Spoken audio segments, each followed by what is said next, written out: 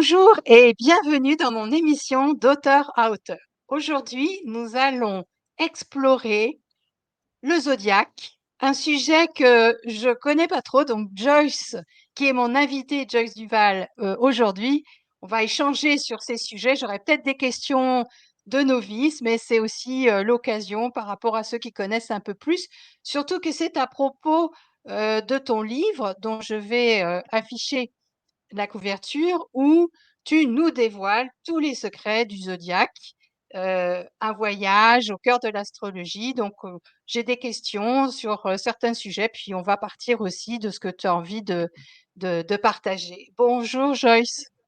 Bonjour Patricia, merci de m'avoir invitée. Avec plaisir, Joyce. Alors, Joyce, juste pour faire une présentation hein, rapide, je suis sûre que je ne vais pas tout dire, mais tu es fondatrice de l'école du Zodiaque parce que tu as envie de transmettre toutes ces connaissances et j'ai compris en lisant ton livre de les simplifier. Et tu es aussi journaliste dans la presse féminine et digitale. C'est ça? C'est cela. Ouais, c'est vrai. Tout ça. J'ai plusieurs casquettes, effectivement. J'aime bien transmettre mes connaissances. J'aime bien repérer les talents aussi. J'aime bien aider les personnes à développer leurs dons et à les guider pour qu'elles trouvent leur chemin de lumière. Et parallèlement, ben, j'ai toujours écrit dans la presse féminine. Et aujourd'hui, eh bien, je redémarre une carrière éditoriale d'auteur, non plus en tant que ludographe, comme je l'ai été longtemps, c'est-à-dire conceptrice et créatrice de jeux. Et maintenant, eh bien, je me dirige plutôt vers l'ésotérisme, les arts divinatoires, sachant que ma première passion, c'était l'astrologie, et puis qu'ensuite, je me suis intéressée au tarot et à la médiumnité, bien entendu, l'ouverture du troisième œil qui permet de mieux exprimer les lames du tarot. Voilà.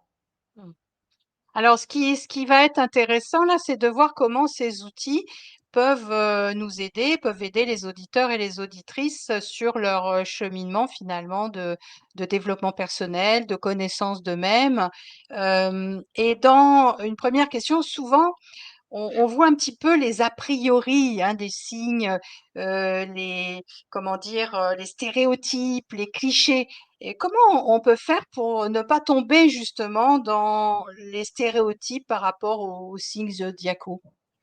Alors déjà, il faut, en tant qu'astrologue, bien sûr, le signe, c'est le signe solaire, c'est-à-dire la position du soleil au moment même où on est né.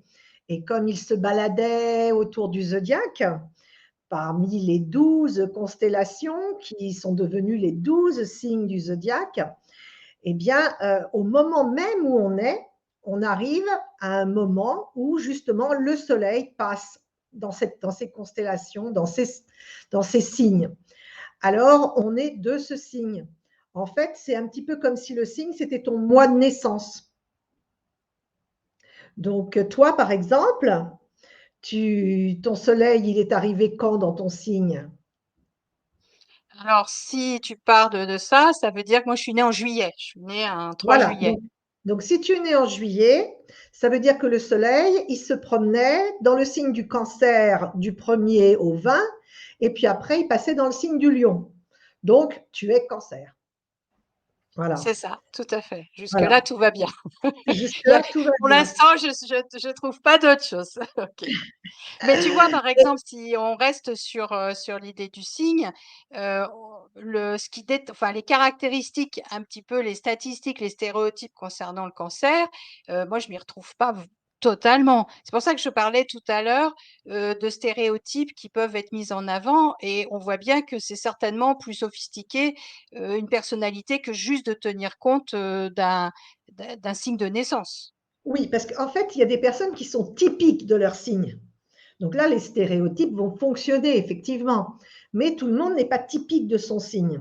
Pour être typique, déjà, il y a une chose, c'est que c'est souvent les personnes qui ont non seulement le Soleil, mais également la planète Mercure qui signe l'intelligence et la planète Vénus qui signe le côté artistique et sentimental.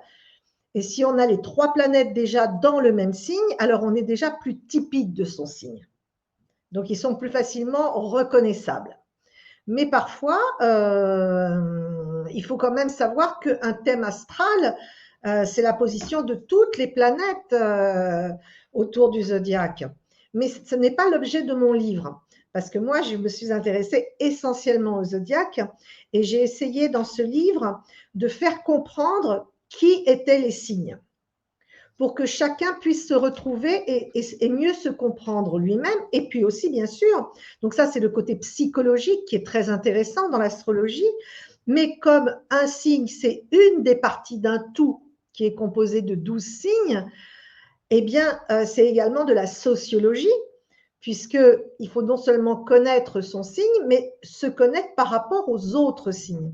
Et c'est là tout l'intérêt de l'astrologie et plus encore des secrets du zodiaque, parce que quand on c'est pas la peine d'être un astrologue, c'est très compliqué, c'est très long d'être astrologue. Moi, j'ai 15 ans d'études, tu vois, donc 15 ans d'études avec thèse, antithèse, synthèse, c'est-à-dire il faut absorber, rejeter et après prendre ce qu'il y a de mieux dans l'astrologie. Et comme j'ai pas eu envie du tout d'écrire un livre sur l'astrologie, j'ai plutôt eu envie d'écrire un livre qui pouvait amener à l'astrologie, mais qui permettait déjà de se comprendre et de comprendre les autres. Parce que ça, c'est l'enjeu de l'ère du Verseau qui arrive. C'est un Oui, je monde comprends. mondial, donc il faut être très tolérant avec les défauts des autres.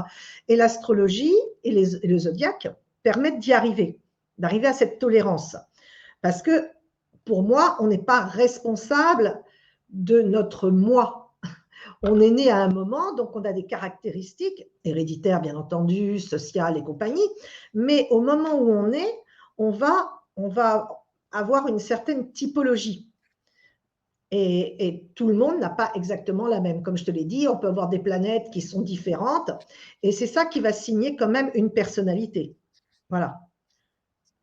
Oui, d'ailleurs, à un moment dans ton livre, tu fais un petit peu le lien entre la relation entre l'homme zodiacal et l'homme anatomique, hein, et Ouais. tu en ressors que finalement, le moment où on est né va influencer aussi, d'une certaine manière, nos zones de fragilité, si j'ai bien suivi, au niveau du corps. Comment on en est arrivé à ces conclusions-là finalement? En tout cas, j'étais sûre qu'en tant que sophrologue, tu allais parler de l'homme zodiacal. Parce que lui, on n'en parle pas toujours, mais là, avec toi, j'étais sûre qu'on allait en parler. Et franchement, l'homme zodiacal, déjà, l'illustration des frères de Limbourg, ces enluminures, c'est une beauté, c'est un cadeau du ciel d'avoir autant de talent pour représenter un homme dans une mandorle avec les 12 signes placés exactement sur les parties du corps où on peut avoir une certaine fragilité. Et là, c'est vraiment super intéressant et ça marche très, très bien. Moi qui ne fais pas souvent, je ne suis pas tellement santé, hein. J'ai jamais été de ce côté-là. Je suis juriste, tu vois, au départ, donc rien à voir. Mais chaque fois que l'on m'a demandé si j'ai un problème de santé, où est-ce qu'il peut, d'où il peut venir, je me suis toujours fiée à l'homme zodiacal et franchement, je ne me suis jamais trompée.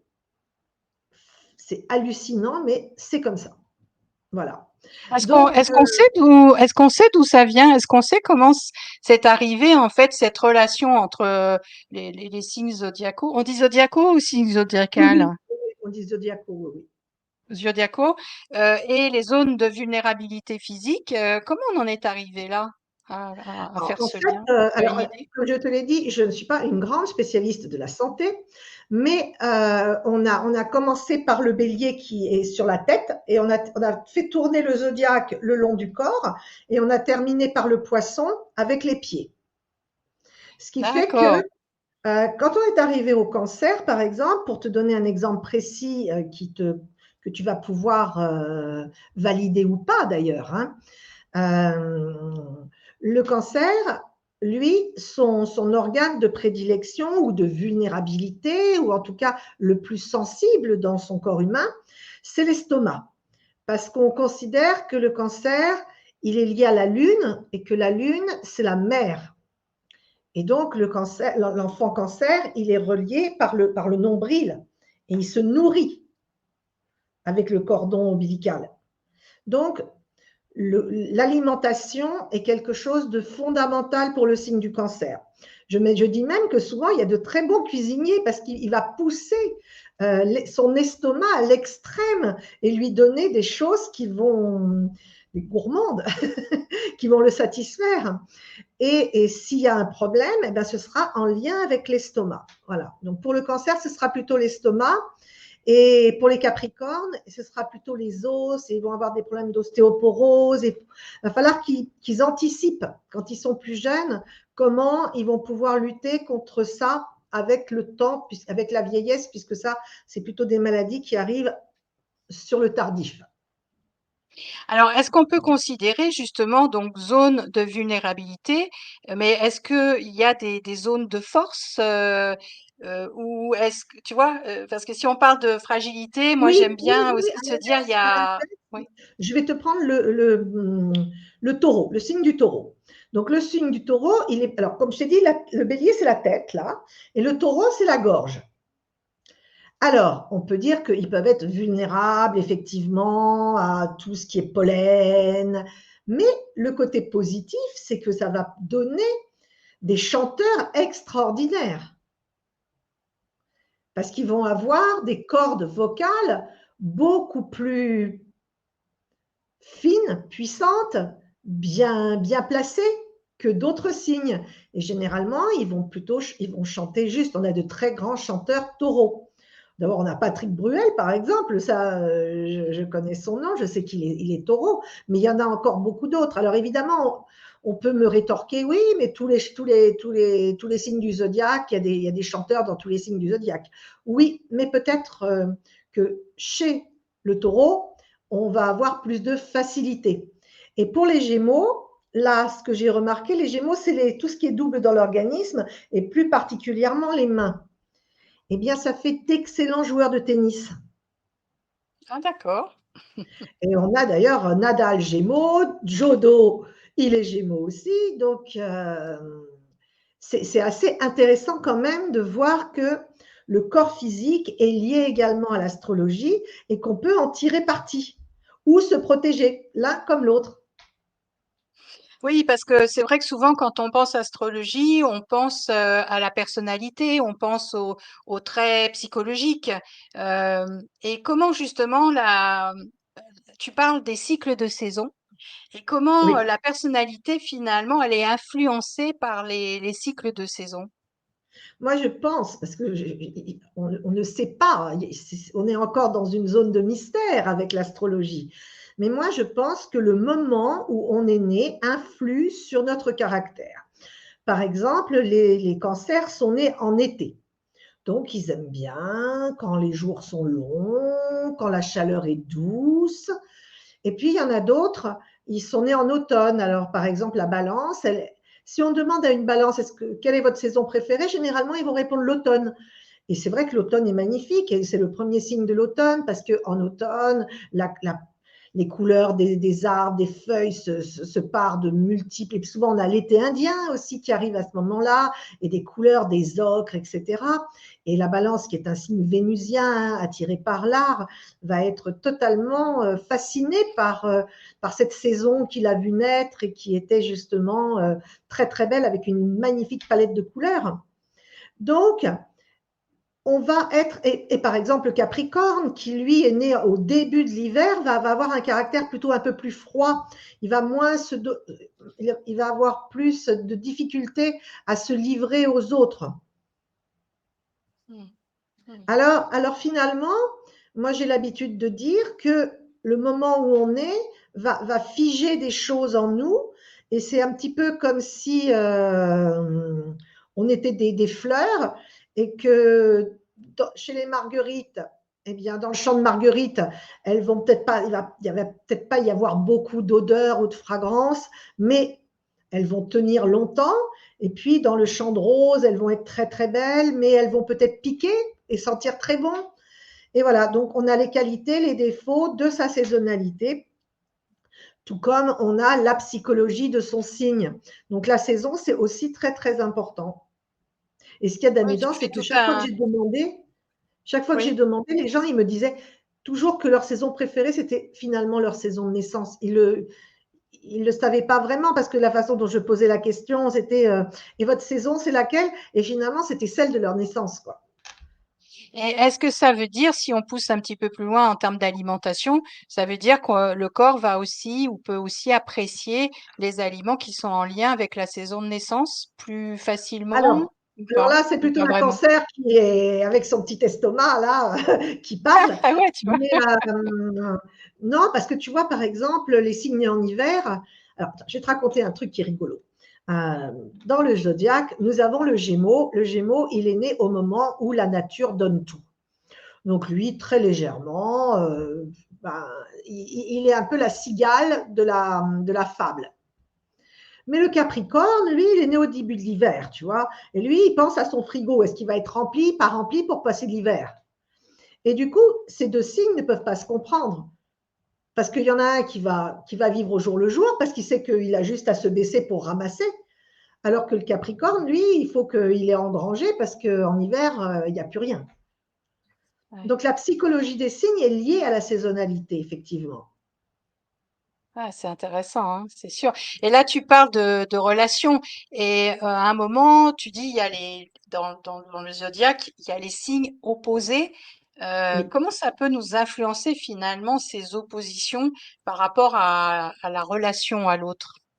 Alors, euh, c'est toujours très intéressant d'être avec le signe d'en face, parce que c'est celui qui va te permettre de te voir à l'opposé de toi. Donc, il peut être soit ton complémentaire, et dans ce sens-là, c'est merveilleux, parce que ça apporte la complémentarité. Mais si la complémentarité ne s'installe pas, ça devient l'opposition. Et là, aucun ne va faire un pas vers l'autre et ils vont se retrouver face à face et ils vont repartir l'un chacun dans son moi et ne pas arriver à cumuler les deux et à faire la synchronicité entre l'un et l'autre. Et c'est pour ça que c'est très intéressant, mais c'est très difficile. Alors, en amitié, c'est déjà plus facile, mais en amour, ça devient beaucoup plus compliqué. Mais par contre, ça peut être très intéressant. Mais c'est tout l'un, tout l'autre.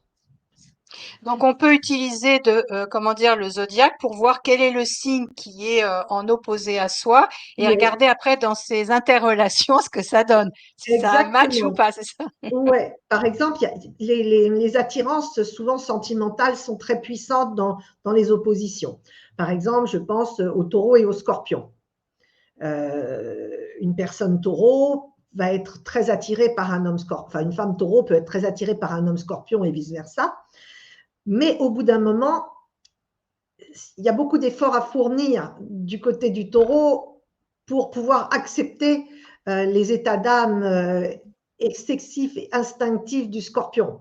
Et souvent, la relation éclate parce que c'est trop difficile. Il y avait un couple qui était comme ça. Ils ont fini par rester amis, mais c'était Delon et Mireille d'Arc, tu vois. Lui, il était scorpion, elle était taureau. Il y a eu une belle histoire d'amour entre les deux, mais au bout d'un moment, elle a préféré je ne sais pas comment ils se sont séparés, je ne suis pas dans le secret de leur intimité, mais quoi qu'il en soit, ils sont restés amis. Il y a toujours eu cette attirance. Et les béliers et les balances, c'est pareil, ils sont très attirés l'un par l'autre, mais le bélier, il est plus spontané, il est plus dans l'action, la balance, elle est plus dans la diplomatie. Alors, voilà, est-ce que le bélier va arriver à entraîner la balance dans ses sprints, dans son sport, ou est-ce qu'il va devenir plus diplomate à son contact? C'est aussi ça tout le challenge des oppositions. Complètement. Et à un moment dans ton livre, tu parles aussi des sphères d'harmonie Oui, que tu caractérises des sphères d'harmonie faciles, euh, possibles et difficiles. oui. En fait, ça correspond à quoi? Ça correspond à ce que tu es en train de nous dire ou c'est encore autre chose? Alors, c'est que c'est une grande histoire, tout ça, c'est un grand voyage. Et le voyage, il commence par s'aligner. Donc, dans le zodiaque, il y a deux lignées, la lignée Soleil et la lignée Lune. par chance, toutes les deux, nous sommes des deux lignées. Moi, je suis lignée Soleil, tu es lignée Lune. Donc, les personnes d'une même lignée s'entendent plus facilement l'une avec l'autre. Mais dans la même lignée, on a les oppositions. Donc, c'est pour ça que c'est possible ou pas possible, ça devient difficile. Ensuite, dans chaque lignée, il y a deux éléments. Dans la lignée Soleil, il y a le feu et l'air. Le feu, c'est plutôt les gens positifs, actifs.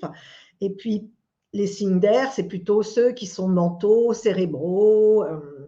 Et puis, dans la lignée Lune, on a l'eau et la terre, dont l'eau, c'est les émotifs, hein, les sensibles.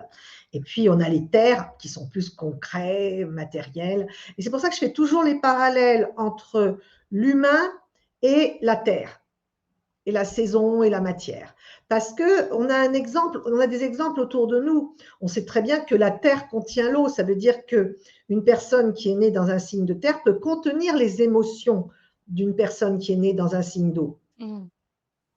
Et dans la lignée soleil, on va avoir les personnes qui sont nées dans l'air qui vont attiser le feu. Donc, elles vont le faire brûler, elles vont le dynamiser. Donc, c'est positif. Donc, dans une même lignée, il y a des éléments. Il y a deux éléments. Et à chaque fois, voilà. Et ce qu'il y a d'autre encore, le troisième rang, c'est que dans chaque élément, il y a trois signes et chaque signe a un rôle à y jouer.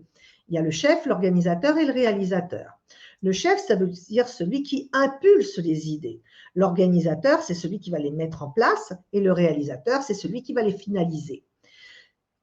Donc, dans toi, tu es donc lignée lune, signe d'eau, sensible, émotive, instinctive, émotive, sensible, et tu es le chef de l'eau.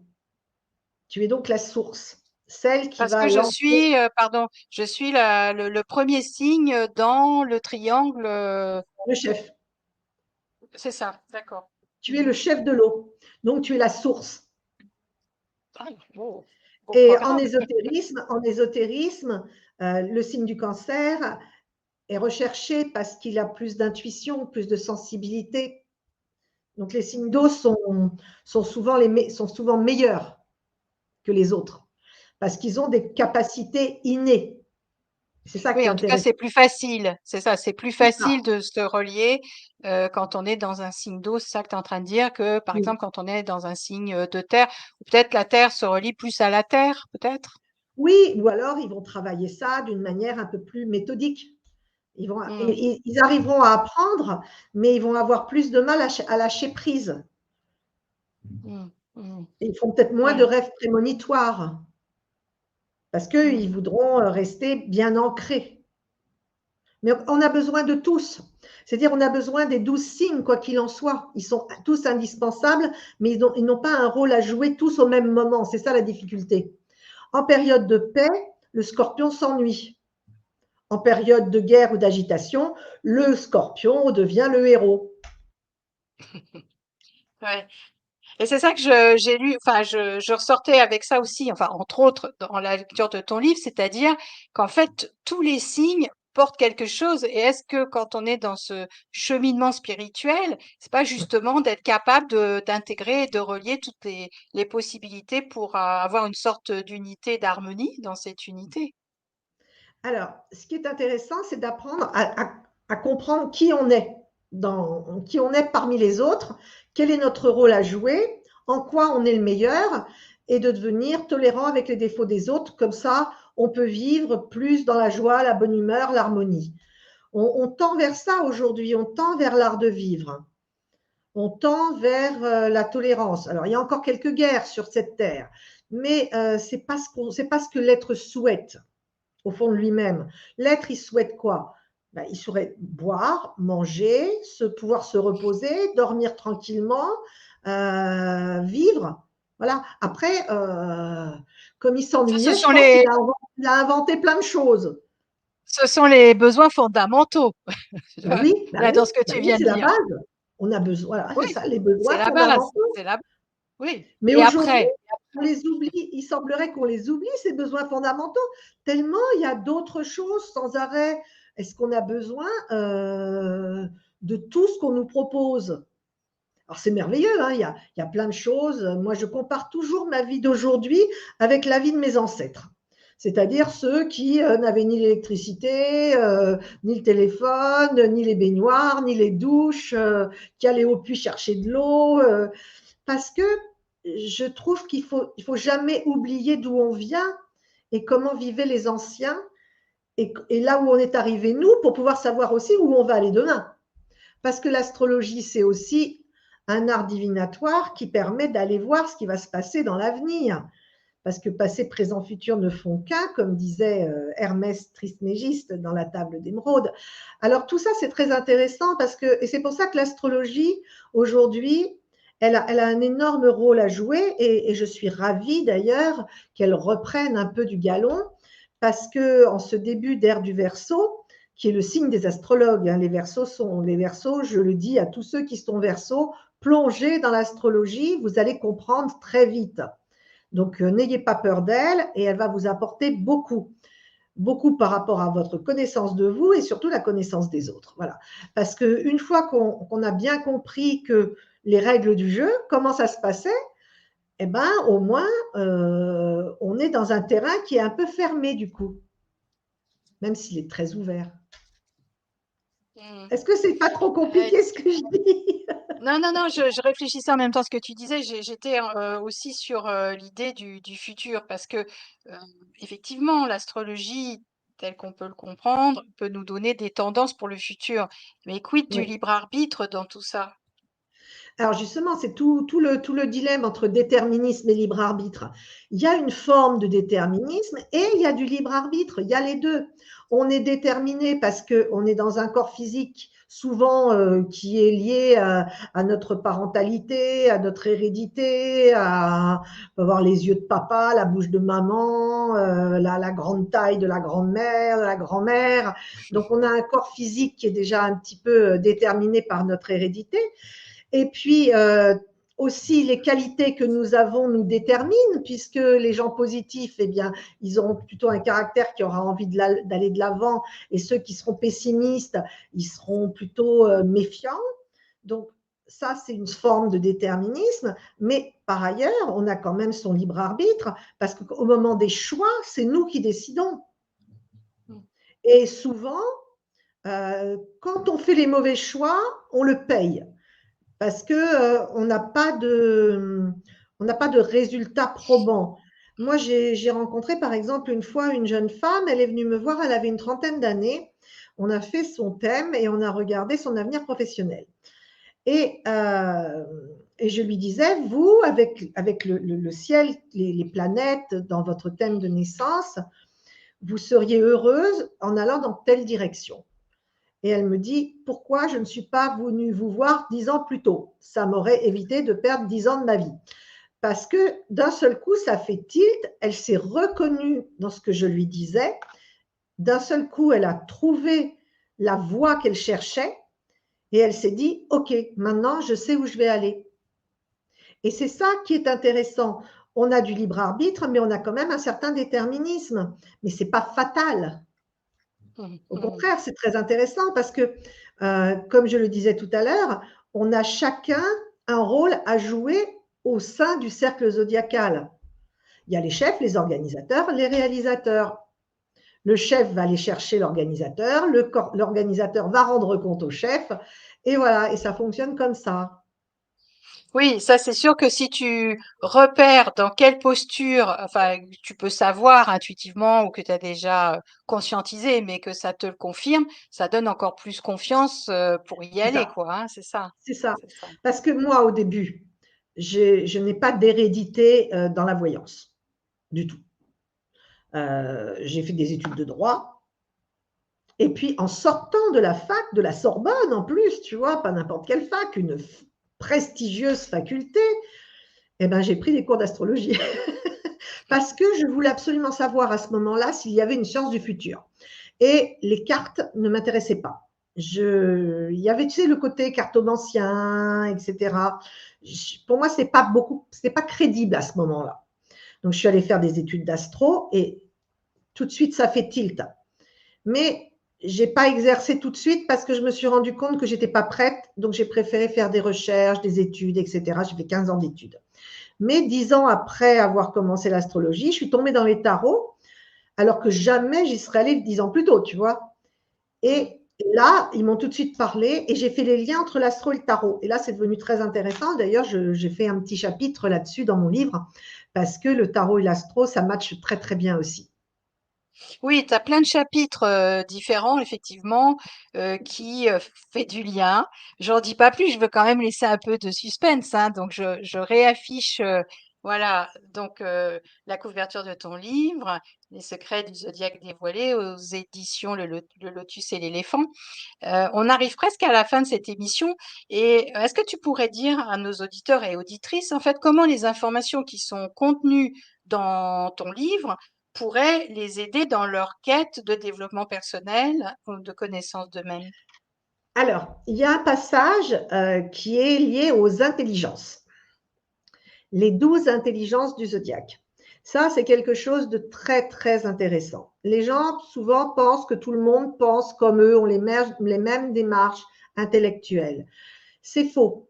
Il y a d'ailleurs dans les années 70, il y a un Américain qui a commencé à travailler sur ce qu'on appelle les intelligences multiples. Et il est arrivé à en déterminer un certain nombre qui a 7, puis 8. Mais dans le zodiaque, comme on a 12 signes, on a 12 types d'intelligence. Alors, ces intelligences, c'est intéressant de savoir comment chacun pense. Donc, ne serait-ce que pour savoir vérifier si déjà vous pensez comme votre signe, ou alors voir si quelqu'un que vous connaissez, sa manière de penser, d'appréhender les choses, alors ça peut être intéressant. Et puis il y a tout un passage sur le plan sentimental avec les affinités qui permettent de déterminer pourquoi on est plus attiré par une personne et avec lesquelles on peut s'entendre, parce que dans le zodiaque, il y a ce qu'on appelle les cérébraux et les charnels, et qu'il vaut mieux mettre deux cérébraux ensemble et deux charnels ensemble plutôt un cérébral et un charnel, parce que là, ils vont avoir du mal à se comprendre tous les deux, et surtout à se satisfaire l'un l'autre.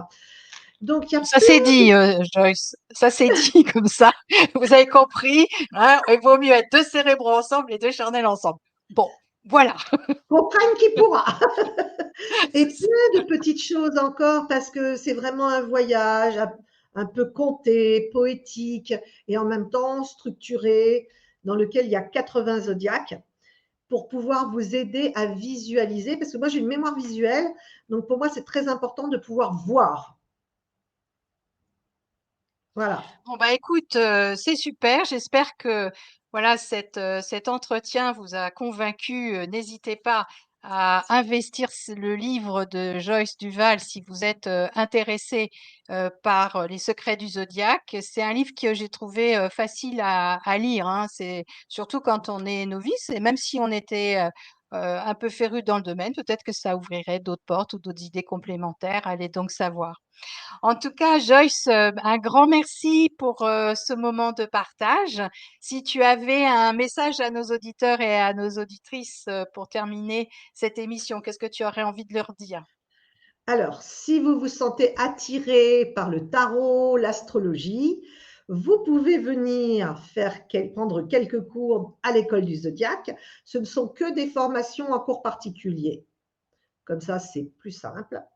Je vous forme directement. Et puis, j'ai un magazine aussi en ligne gratuit. Vous pouvez aller le voir. Il y a plus de 500 articles.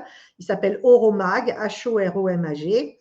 Il y a mes interviews et puis il y a également tous les mois mon calendrier des lunes que je recommande à tous les cancers parce que la lune, elle change. Et le jour de la nouvelle lune, c'est le jour des vœux. Et la prochaine nouvelle lune, elle a lieu dans très peu de temps. Alors, si je peux me permettre de vous dire quand a lieu la nouvelle lune, vous pourrez C'est faire là, un non? vœu. Oui, Ouais. justement, c'est incessamment sous peu. On est passé là, c'était la pleine lune en Verseau le premier, et on va avoir la nouvelle lune, je crois que c'est le 12, le jour où tu fais passer le jour de notre interview, hein, je Oui. crois. Et puis nous sommes dans une période de lune bleue, puisque à la fin du mois, ce sera la lune bleue, une lune romantique, Blue Moon. Donc, passez un bel été. Et dès la rentrée, en septembre, commencer une formation, pourquoi pas? Je mettrai le lien du site de Joyce sur la page de mon blog, les Voix de l'Harmonie. Comme ça, vous pourrez la contacter directement si vous avez envie. En tout cas, un grand merci, Joyce, pour ce moment. Chers auditeurs, chères auditrices, je vous souhaite une belle fin de journée ou une belle soirée en fonction du moment où vous écouterez l'émission. Et on se dit à la prochaine fois. Bye bye. Au revoir, Patricia.